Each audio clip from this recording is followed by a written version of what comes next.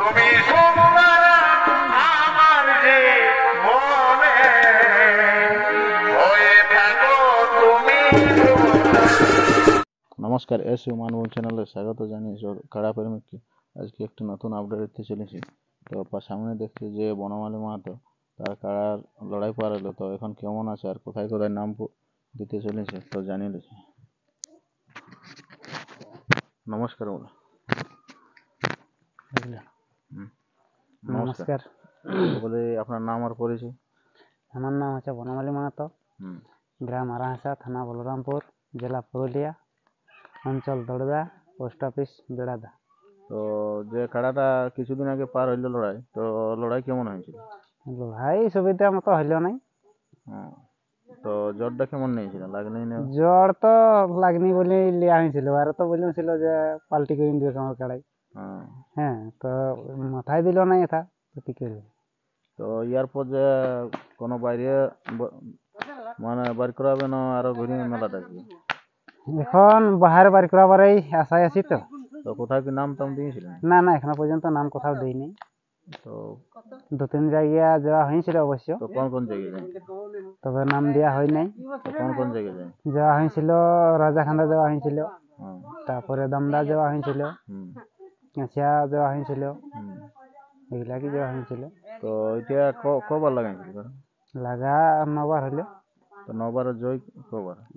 9বারে জয়ই আছে। 9বারে? তো এই খেলাটা তো বলি এখন ওখানে নাম মানে দিল না, তোমরা দিলে না না, ওরা বললো বলছে আমাদের জ্বর হয়েছে বলছে। তো বলি তাহলে ঠিকই আছে, আর আমাকে তাহলে বলে যদি এখন এই বছর যদি না জ্বর তো মেলা করবে না।